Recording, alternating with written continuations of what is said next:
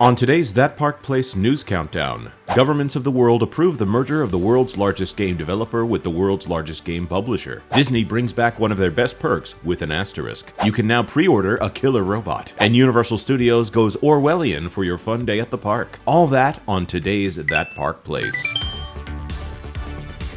Good morning, or good evening, or good afternoon, wherever you are. This is That Park Place. I'm Jonas J. Campbell, and with me, as always, is Vash Guy. Vash, are you doing well on this morning? Oh, I'm doing very, very well. Yeah, for us it'd be the morning. So listen, it's still early, all right? Yeah. We got some contributors to get to here. Absolutely. So they'll be covering entertainment, theme parks, video games. Who knows? But let's get to them for all the news that should be fun. Number 1. In what is certainly a raw deal for consumers around the globe, Microsoft has closed its $68 billion acquisition for Activision Blizzard. Wow. Hi folks, it's CC here again for That Park Place with a story inspired primarily by Deadline's Dade Hayes with a story titled, Microsoft closes $69 billion acquisition of Activision Blizzard, creating video game behemoth. Whew, that's right, isn't it, culture? Indeed it is. Yes, Microsoft has officially sealed its colossal $69 billion deal to acquire Activision Blizzard, propelling itself into the upper echelons of the video game industry. This purchase transpired amidst serious allegations of adult misconduct and harassment within Activision Blizzard, making it the focal point for public scrutiny.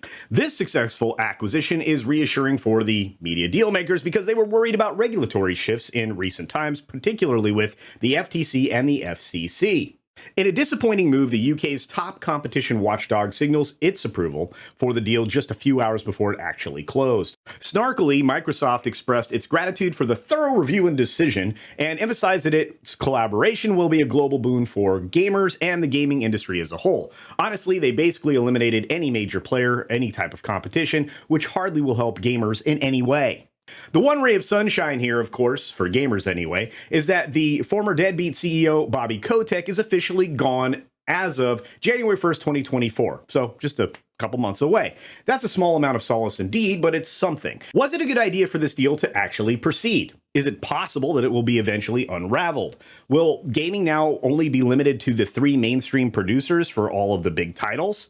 Let us know what you think down in the comment section below. Number 2. Hello, this is Lorena of the Lorena Creole YouTube channel, keeping it real when it comes to theme parks. And speaking of keeping it real, park hopping, as we used to know it, is returning to the Walt Disney World Resort. Coming to us from the Disney Parks blog, big news out of Walt Disney World Resort. Beginning in January 9th of 2024, guests with a ticket with park hopper benefits or an annual pass will once again be able to visit another theme park at any time of the day during park hours, subject to capacity limitations. As a reminder, since returning in 2021, Park Hopper access has only been available after 2 p.m. each day. Now there will be no more waiting. You can decide when it's time to visit another park. On days when theme park reservations are required for annual pass holders and certain non-dated tickets, pass holders and guests will be able to take advantage of the updates to Park Hopper access after visiting their first park. And there is even more news for pass holders. Good to Go days will begin sometime in January. With these Good to Go days, the theme park reservation calendar will be updated periodically and will show pass holders select days when they may visit a Disney World theme park without needing a theme park reservation. Park hopping is indeed returning, subject to these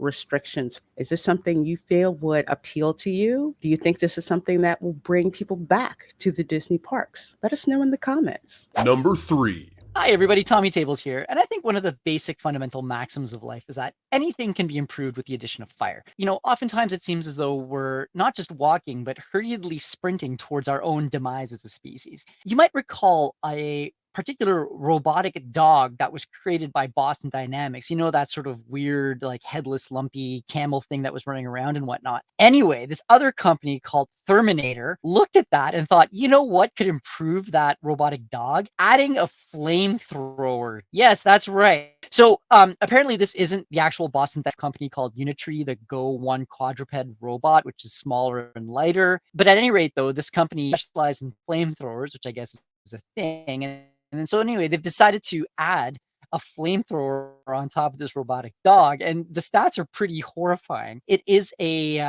flamethrower with a gasoline diesel mixture. It can blast a 30-foot long stream of burning fuel for up to 45 minutes. I mean, 45 minutes of continuous fire. That's horrified. Part of me is entranced, and part of me really wants this for Christmas.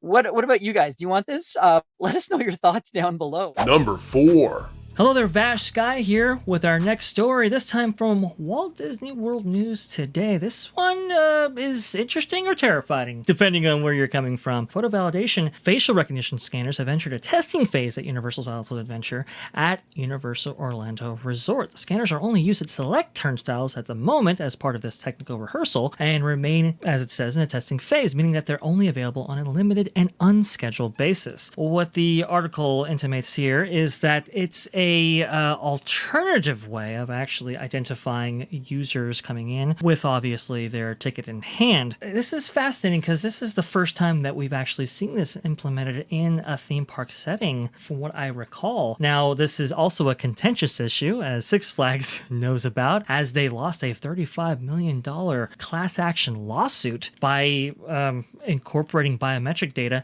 at Six Flags Over Georgia and doing it in what is otherwise an unlawful way. What's interesting here is that, yes, technically, I guess they are allowed to do this, but are you actually comfortable with facial recognition being used in this way? From what I understand, Universal also filed a patent for facial recognition technology to be implemented at attractions, specifically at Epic Universe, coming in 2025. So it's a brave new world out there, guys. Are you ready for it? Would you opt in for the use of this service, or would you bypass it completely and go with the old fingerprint scanner in conjunction with your theme park ticket? Let us know in the comments below. Well, that was another great video here on That Park Place. I say it's great because our contributors are so... I'm amazed every day at all the stuff that they send us.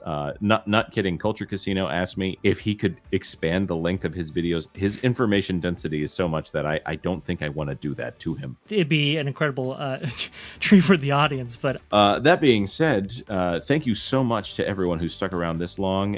If you like this video, please consider liking this video, subscribing, maybe even sharing it out. If you want to have an even deeper conversation on a regular basis, even when we don't have a video out, you can follow us at the handles above or in the links below. If you want to check out any of our contributors, those are there as well.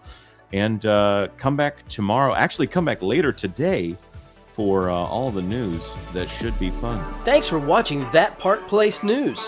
For more information, consider checking out www.thatparkplace.com for all the news that should be fun. Don't forget to subscribe, share, like, and send this out on your favorite social media accounts.